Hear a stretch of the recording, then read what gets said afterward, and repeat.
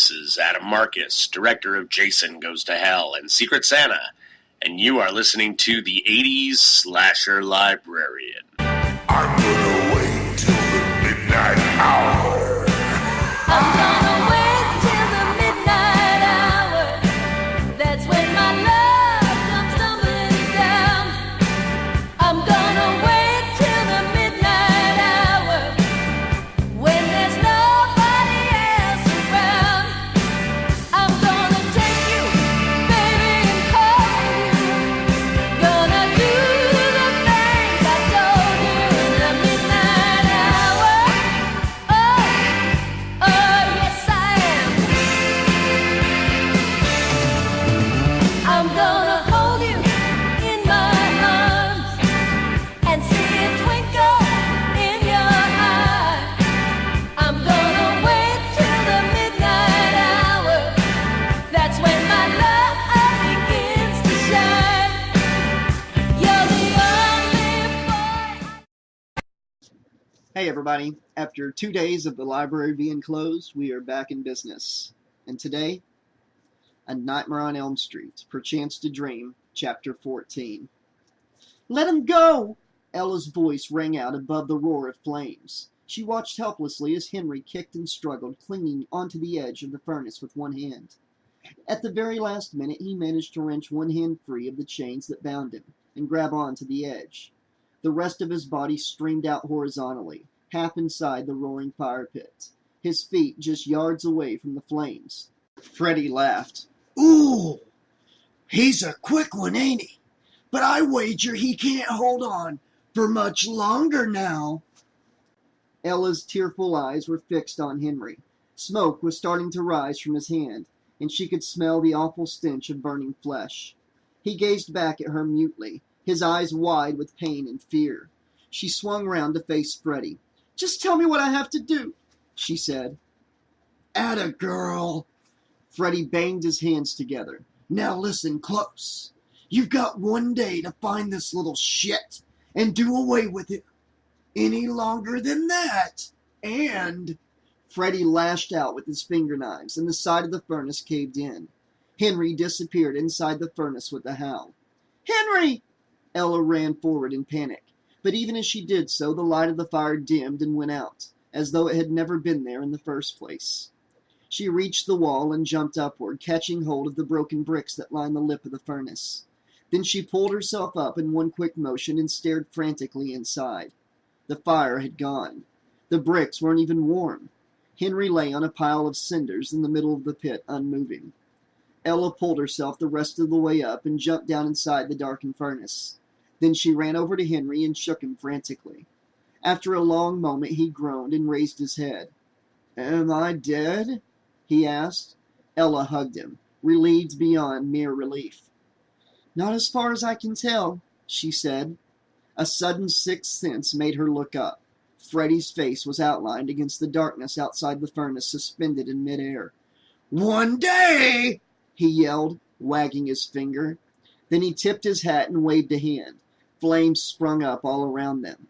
Ella started to burn, and woke up with a gasp, thrashing around in the darkness in an attempt to put out the roaring flames that enveloped her in a white-hot blaze of light. After a long, panicky moment, her senses came flooding back to her, and she realized that there was no pain. Panting wildly, she looked around her. Darkness, a moonlit sports field, a cricket chirping. It had just been a dream. Relief swept through her in a cool flood. Her heart was pounding in her chest, but she was okay. She had never been more relieved about anything in her life. She blinked in the semi-darkness and wrinkled her nose. She could still smell the stench of burning human flesh. That had been some dream. It seemed so real. She licked her lips, wondering at what point she had fallen asleep. She felt the tickling scratch of long grass beneath her and realized she must have somehow dozed off outside Jen's party. She yawned deeply. The moon above her was very bright. It must have been shining into her eyes as she slept, her brain somehow translating it into that whole crazy furnace scenario. Ella rolled her head to one side, trying to get her bearings, and came nose to nose with the burned, charred corpse of Dmitri, lying beside her on the grass. 30 seconds later, Ella ran out of breath and stopped running. She collapsed against a nearby tree, wheezing, her blood thundering in her ears. When she could breathe again, she peered fearfully out from behind the tree, her eyes fixed on the still, dark form of the corpse lying on the school lawn, the body of Dimitri. In her mind, Ella could hear the sneering laughter of Freddy. Ooh, you were right about this one, Ella. He's so dreamy. I gotta say, he looks pretty hot. Ella ignored the voice and covered her mouth with her hand, unable to tear her eyes away from the grisly sight. Then she screamed and nearly jumped out of her skin as a cold hand fell on her shoulder. Another voice screamed, and she whirled to find Henry standing behind her. Jen stood 2 paces behind him, white as a sheet. Henry swallowed, staring at Ella. 3 words. What the fuck? Ella shook her head mutely, unable to speak. He was clutching his hand. Ella saw that it was badly burned, just like in her dream. Together they turned and stared back toward Dimitri, too shell-shocked to speak. That wasn't a dream, was it? Asked Henry. His voice was so soft Ella could barely hear it. I have no idea. Ella felt shivers rise through her as she turned to face him. But I think I know someone who might. 5 minutes later, Dr. Sally Spencer hung up her cell phone, cursing to herself. Then she hauled on the wheel of her rental car, bringing it off the road in a graceful curve, finishing up in the parking bay on the side of the highway. She killed the engine and stared fixedly through the windshield, trying to process the conversation she'd just had. Her head was still throbbing, and her split lip wouldn't stop bleeding. She reached for a tissue and pressed it against the side of her mouth, wincing. After the day she had just had, this was too much. A blue bottle rattled against the glass, trapped inside the car. Automatically, Dr. Spencer reached out to wind the window down and let the creature out. It soared up into the air with a buzz of wings. And Sally watched it go wistfully. In the ensuing silence, she could hear the swish of cars on the freeway up ahead of her, heading out of town. A minute later, she swore and thumped the wheel. She had been so looking forward to getting out of this freaky, crazy fucking place. With a sigh, she restarted the engine. This kid had better be telling her the truth, or she was out of here.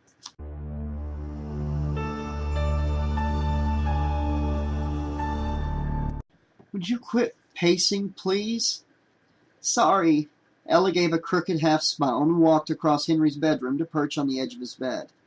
The coverlet was blue with brightly colored transformers and Zoids on it, and the mattress sank down further than she expected beneath her, nearly depositing her on the floor.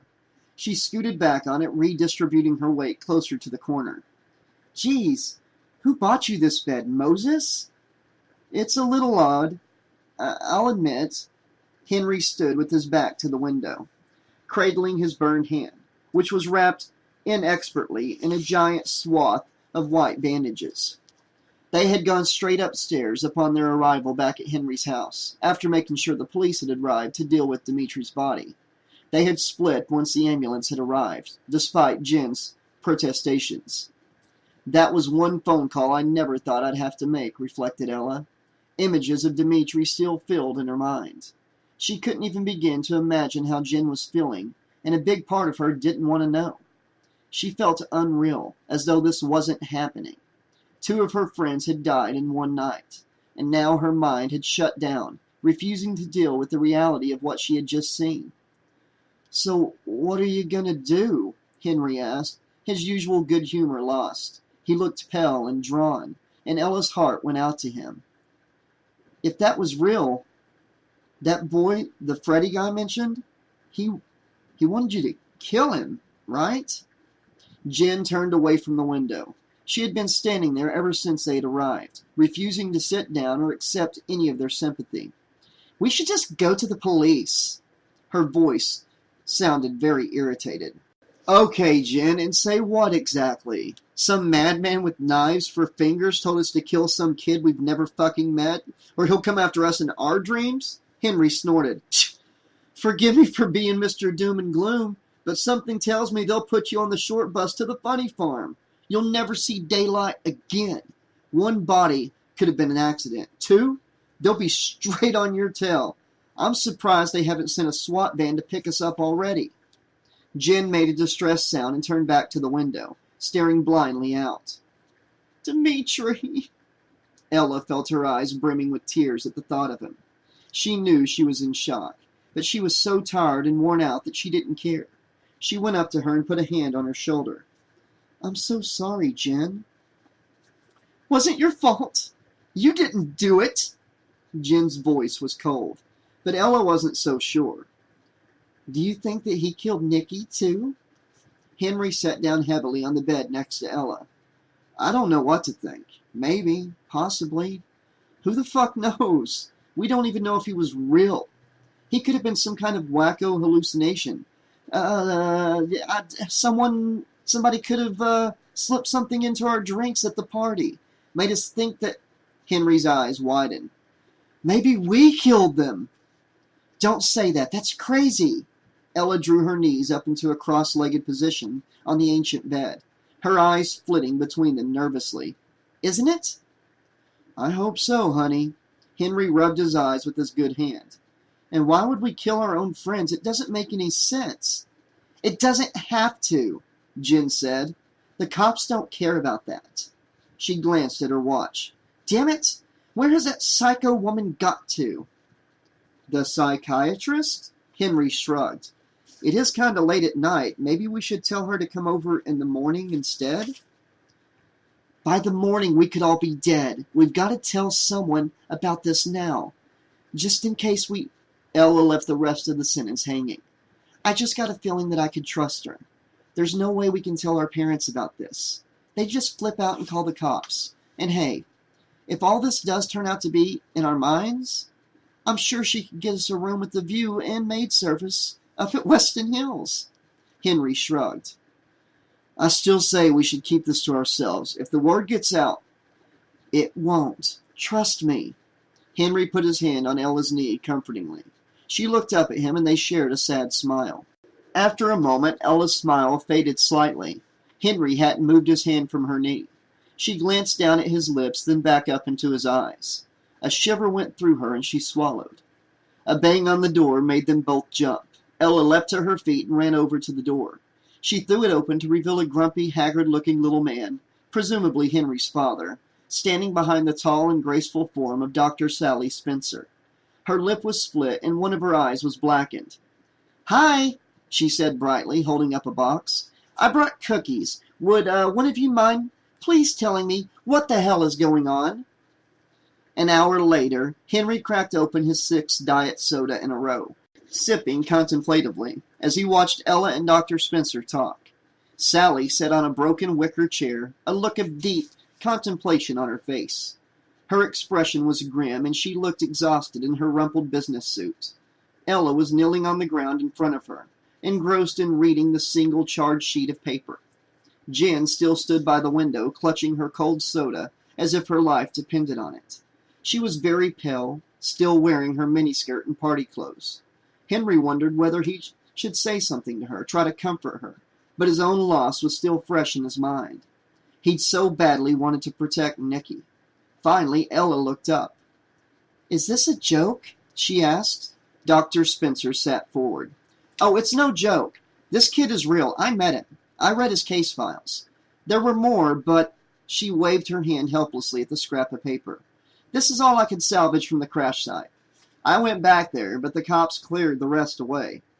Henry plunged himself down next to Ella. And you're talking about... Dr. Spencer took a deep breath and threw him a tight smile. I was in a car crash, a couple days ago. A bad one. We were called out here 2 days ago by the sheriff. He thought that the town had been hit by some kind of crazy, mind-altering virus.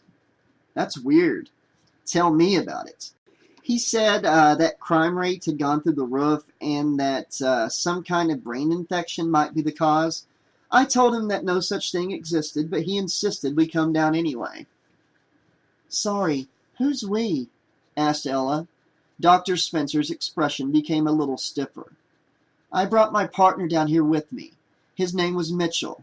He specialized in virology, along with psychiatry, like me. We tested a bunch of people, but we couldn't find any evidence of a virus or anything wrong with them at all. A little sleep deprived, that's about it.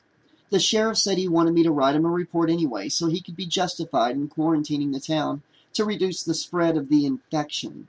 I told him there was no infection, that these people were perfectly normal. Normal around here?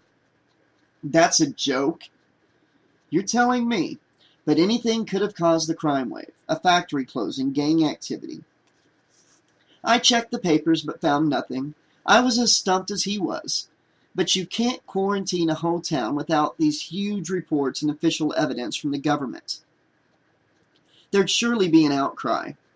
She shook her head, combing her fingers through her tangled hair. So he got very angry, told me I was a waste of time, and threw me out, the bastard.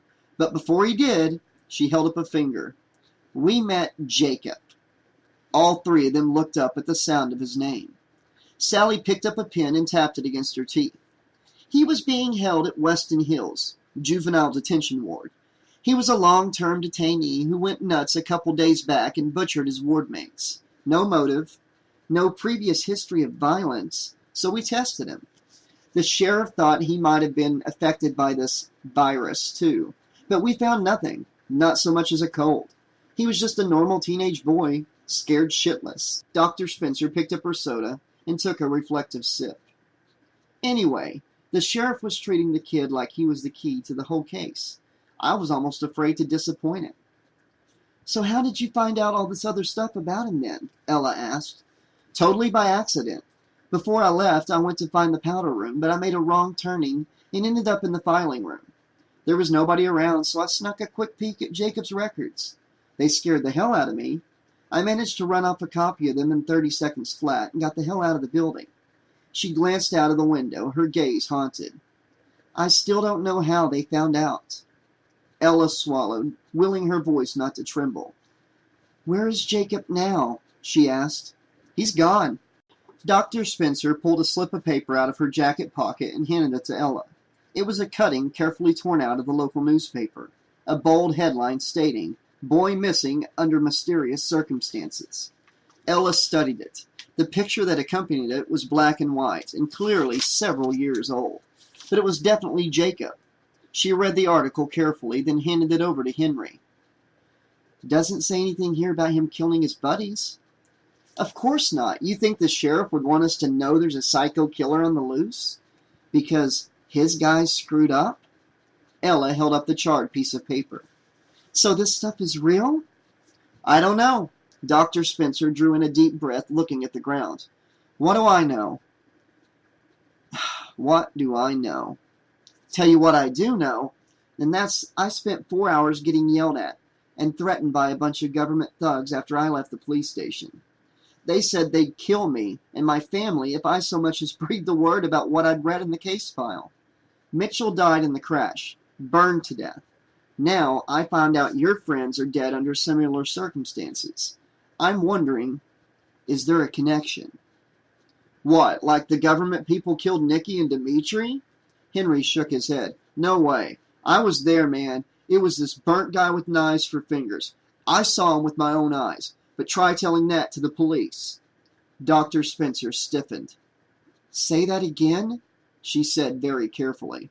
What, about the burnt guy? Yeah, he was pretty fucking gross. He looked like some kind of freaky pile-up victim. And he had a hat and a stupid stripy sweater, and he wore this glove fixed with knives to it, finished Dr. Spencer. The other three looked at her worriedly. You've seen him too? Asked Ella in a small voice. I saw something. Dr. Spencer looked at each of their pale teenage faces in turn. Before the crash, I must have dozed off in the car, and I had a nightmare about this guy. And when I woke up, Mitchell was dead, burnt to a crisp right there in the driving seat. Dr. Spencer's eyes were tired, and her voice was drained of emotion. The guy said his name was Freddy Krueger. I've been over it 100 times in my head. I still don't know what happened to him. Maybe it was the government trying to kill us both and keep that case file secret. They could have drugged me and done the same to you. She tipped back on her creaking chair. That's the best theory I could come up with. Okay, but then how come we both dreamed of this Krueger fucker? Henry got to his feet. Screw that. I'm not buying any of this shit. The government's out to get us just to keep this naughty little kid a secret? I call bullshit. He marched over to his wardrobe and flung it open, then pulled out his jacket. I'm going to find this kid, get some fucking answers. Henry, perhaps we shouldn't get mixed up in all of this. But we are mixed up. Henry swung around to face Ella, his eyes blazing. Ella had never seen him so angry. I lost 2 of my best friends tonight, Ella, in case you hadn't noticed. And Matt's still missing. If anything's happened to him, So, what are you going to do, march up to the sheriff's office and demand to know what's going on with the top secret case? Maybe I will. Henry pulled his jacket on, but his movements had lost some of their intensity. So what do you suggest, Little Miss Perfect? First, I suggest you cool off. Second, Ella's eyes lit up. Do you still have that CB radio? This is hardly the time to be listening to aircraft control signals. Ella shook her head irritably. You can pick up cop car transmissions, right? Right. So, I'm assuming the cops are out looking for this guy? If he's killed people, why don't we have a listen in?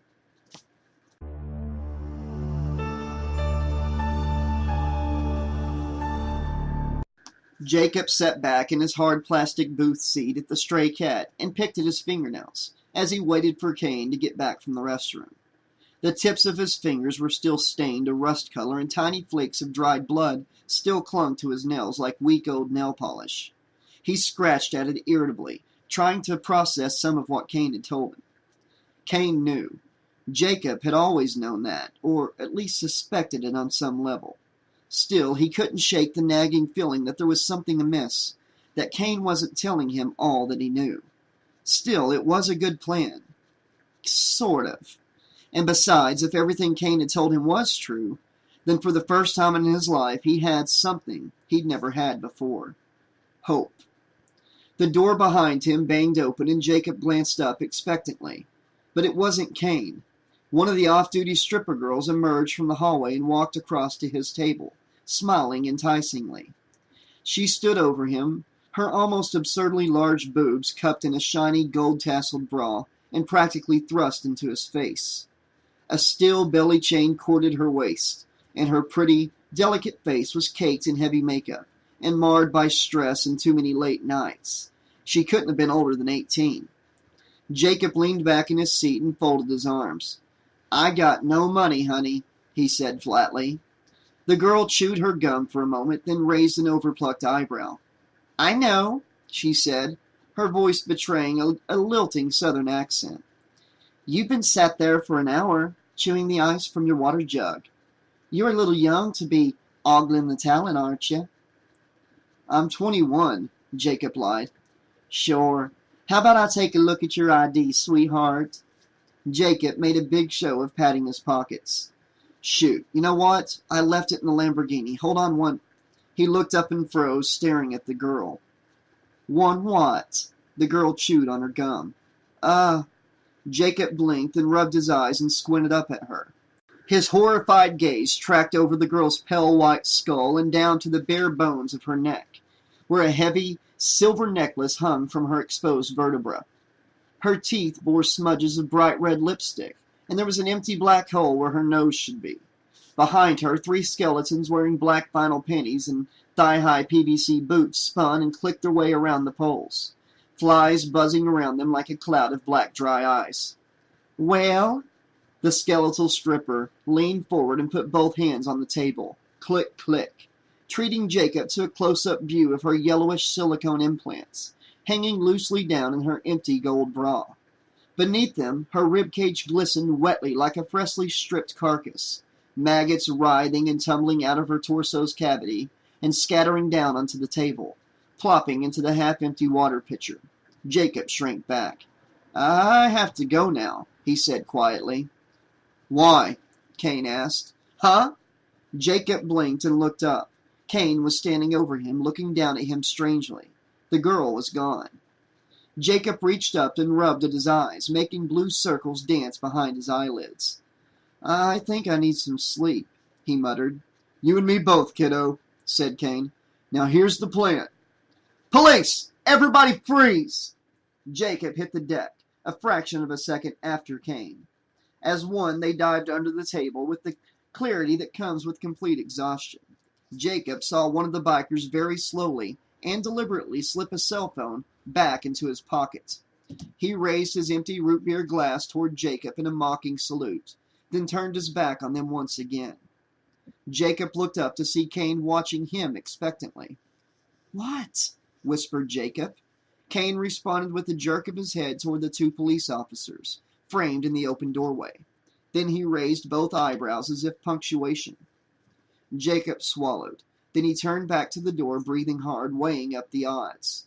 The cops hadn't seen them yet, but it would only be a matter of seconds before they did. Then it would be back to Weston for him, and off to the county jail for Kane, for helping him to escape.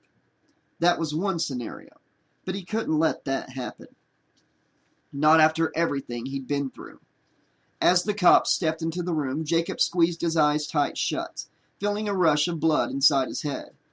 He concentrated, shutting out the sounds around him, and focusing hard. He felt something stir inside of him, almost like a presence, nova white and streaming out in all directions. He focused further, zeroing in on the police officers. Then he opened his eyes and released his hold on the cop's dreams. There was a burst of blinding light. The bigger cop went down first, falling to the ground in a clatter of glass and metal, as he upended a nearby table. The second cop turned toward Jacob, mouth open in an O of surprise. He took 2 faltering steps forward, reaching back for his gun holster, then suddenly dropped to the floor, clutching his head and staring in horror as ghostly images pranced and mutated in front of him. He shrieked in terror as a headless gym teacher appeared, hands reaching out for him, then fell backward into a giant spectral donut. He lay on the floor, quivering in terror, hit full in the face by an entire month's worth of dreams. He didn't notice the dark figures of Kane and Jacob slip quietly past him and make a run for the door. "Quite a talent you got there, my boy," said Kane, as the pair of them scurried for the back door. The bikers stood up hurriedly to let them pass, and Jacob made sure he stepped heavily on the foot of cell phone guy. He howled in pain. Kane chuckled, then turned to Jacob. "I've got us a hotel room 5 blocks from here. We'll be safe there." They had nearly reached the door when a black shape emerged from the shadows. The hulking, scarred, 6'6" form of the strip joint security guard. A white badge pinned to his lapel announced him as Gus. "Just where do you guys think you're going?" Gus asked, his voice heavy with menace. "Home," replied Kane smoothly. "Stand aside, quickly, please." Gus glanced back at the police officers still lying on the floor, clutching at their heads. They were still conscious, but didn't seem to be going anywhere fast. "You do that?" he asked. "No, somebody poisoned their donuts," snapped Jacob. Gus smiled. "So funny," he announced. Then his face settled back into a scowl. He held up his hands and spoke loudly as though reading from a giant cue card. "I'm going to have to ask you boys to—" "Oh, I don't have time for this," said Kane. "Jacob." "Give me a minute," Jacob protested. He shook his head like a dog and gazed at the security guard through blurry eyes. It always took a lot out of him to use his dream powers. He needed time to recharge, to refocus, and gather his wits about him. The whir of a police siren sounded from outside, frighteningly loud. "We don't have a minute," said Kane, his voice surprisingly calm. He reached into his bag and drew out the gun, aiming it at the guard. Behind him, the barmaid screamed. "I'll ask you again. Move." To his credit, the security guard didn't flinch. Instead, he folded his arms and glowered down at Kane. He had obviously heard that line a dozen times before. "And I'll say again, no." Kane turned to Jacob. "Cover your ears, Jacob." He clicked back the hammer, and before Jacob could stop him, fired 2 rounds into the guard's leg. The man dropped to the ground with a bellow of pain and surprise, clutching at his torn thigh. Kane stepped over him and pushed his way through the door. He turned back to Jacob. "You coming, boy?" he asked. Jacob stared at the fallen guard, then ran through the door after Kane. "Turn left here. I mean right. No, your other right. Which is left? Sorry." "Can you make up your mind?" Dr. Spencer glared at Henry as they bumped up the highway, in Henry's car, a beaten-up red Buick. It was so extensively patched and hammered out and rebuilt that Sally wondered if there was anything left of the old car underneath. She struggled with the stick shift, grimacing as the gearbox made a crunching sound. Does it always make this noise? Only when it's switched on. Henry carefully turned a dial on the CB radio with one hand, scanning for signals. A babble of voices came out of the speakers.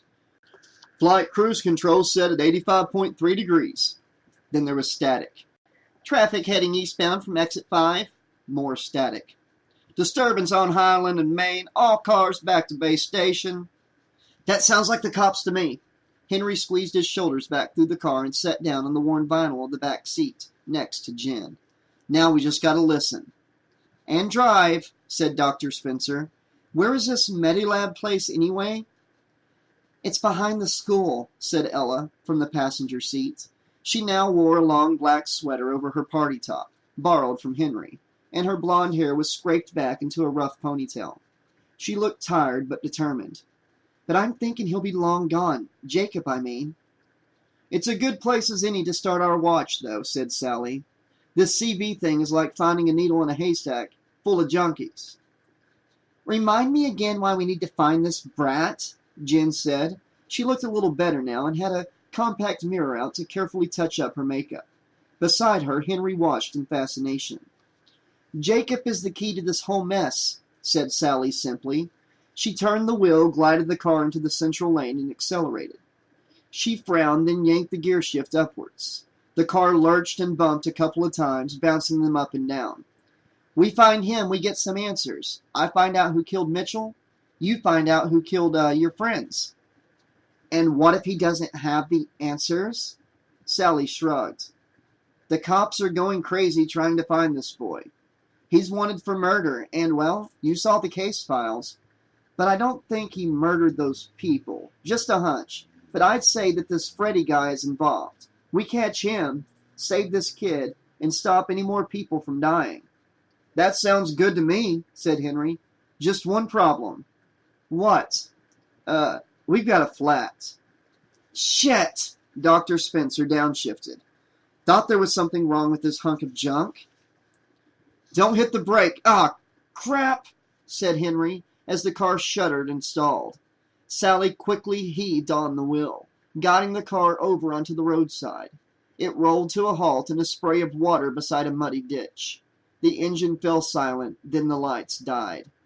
As one, three faces turned and stared at Henry accusingly. What? He said. It's not my fault. I haven't used this car in a month.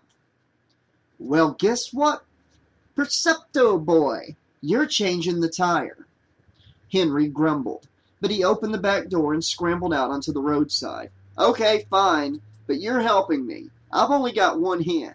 He held up his bandaged hand to remind her. If it means 10 minutes less in the car with you bunch of freaks, then count me in. I'm happy to help, said Jen. Come on, let's just get this little farce over with.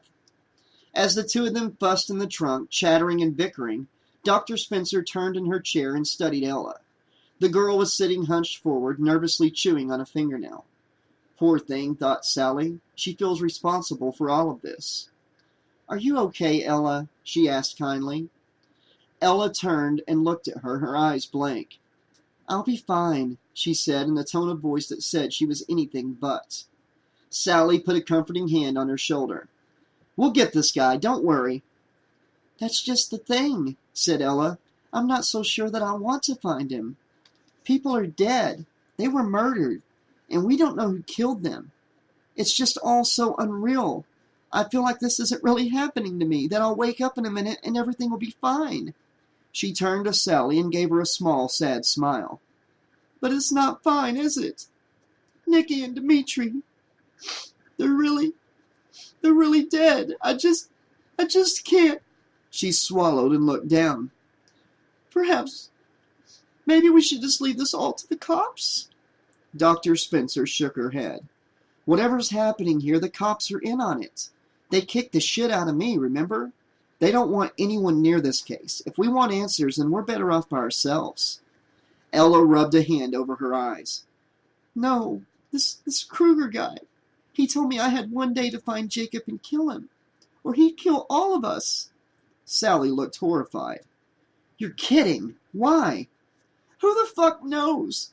Doesn't matter now. I don't know if he was real or whether I was hallucinating, but when I woke up, Dimitri was dead. And I don't know how it happened. Dimitri was your friend? Said Sally. Ella felt her throat close up. Sort of, she admitted, but I didn't know him real well. He was Jen's boyfriend. Oh. Dr. Sally Spencer gazed thoughtfully out the front windshield. I'm sorry, I didn't realize. She didn't seem that upset. Ella rubbed her face wearily. I guess she's still in shock. It'll probably hit her soon enough. Give her a decent night's sleep and she'll be mainlining Ben and Jerry's till it comes out of her ears. I guess. Sally rubbed her chilly arms, watching Jen through the windshield. She was leaning on the bumper of the car, idly brushing her hair as she watched Henry battle with the jack. Sally tilted her head, frowning slightly. There was nothing in the girl's body language to say that she was upset, but she knew that different people took things in different ways. Those two go out for long? She asked Ella, curious. A couple years, said Ella distantly.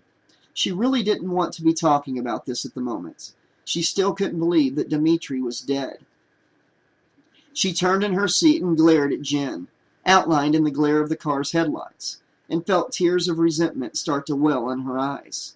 What was her deal? If Dimitri had been her boyfriend, she would be sobbing her eyes out by now. But Jen was dry-eyed, standing there as though she was on her way to some party, rather than on her way to catch whoever killed the love of her life. What was wrong with the girl? Outside, Henry dragged the spare tire from the trunk and hauled it over to the front of the car, holding it awkwardly between his good hand and his bandaged wrist. He dropped it and threw a tire iron down next to it with a clang. Jack, he said, holding out his hand. Nope, the name's Jenny. Henry rolled his eyes. I mean, pass me the jack. What are you, stupid? I'm not the one driving a car that should have been scrapped back in the pre-colonial days, snapped Jen, but she passed him the jack anyway. As she bent down, she caught sight of herself in the side mirror and gave a little gasp of dismay. Whipping out her makeup bag, she pulled out a powder puff and a little pot of concealer and started reapplying it to her face. After a moment, she stopped, feeling Henry's eyes on her. What? She said. Nothing, said Henry. He continued to stare. Do you have a problem? Asked Jen. 'Cause there are clinics for that, you know. It's just... Henry waved a vague hand. The makeup all the time, what's with that? Jen paused with her blusher brush halfway to her cheek.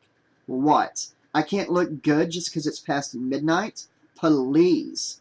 Just 'cause you guys are content to look like homeless skeezes doesn't mean I have to follow the trend. But who's going to see you out here?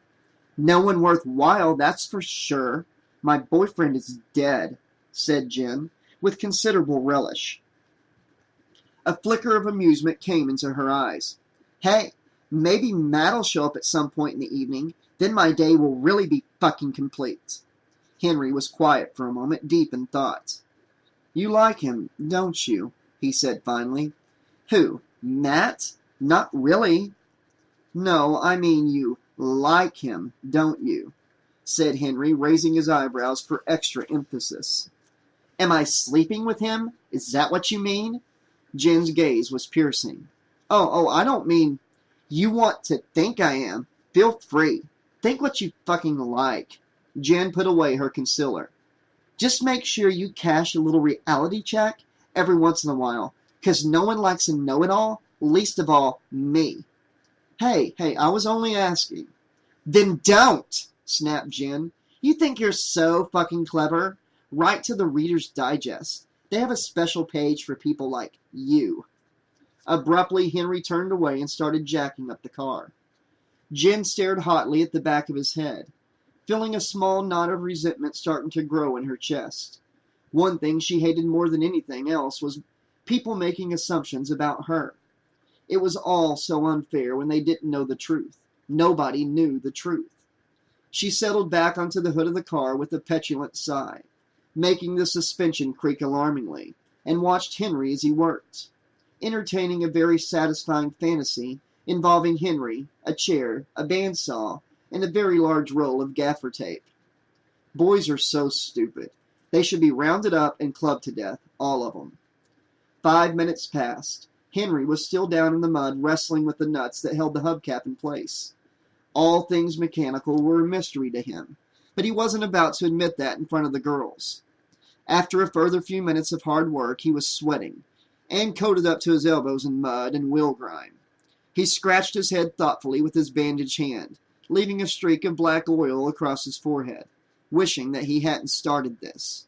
He glanced up through the side window where Ella was chattering animately to Dr. Spencer. Maybe she could help him, if he asked her nicely. Jen was doing a fat lot of good by messing with her makeup. Girls are so stupid. As he crouched down in the mud, a shadow fell over him, but he was too engrossed to look up. "Hey, Jen, could you hand me that tire iron?" he asked offhandedly. A moment passed.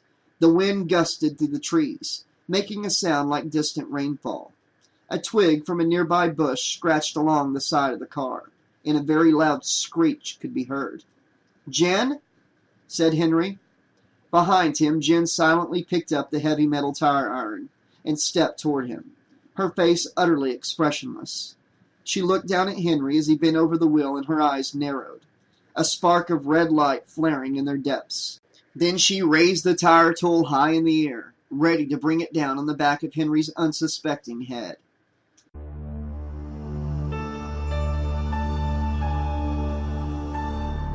Okay, this has been Chapter 14 of A Nightmare on Elm Street, Perchance to Dream. Am I the only one that wishes Jen would just be killed by Freddy, like right this second? I actually like the Henry character, and I feel like she's about to mess him up bad. I guess we'll have to wait and find out tomorrow what happens next. There's only 17 chapters in this book, and tomorrow we'll be on Chapter 15. The last 3 chapters are very long, so I'll be doing one chapter at a time.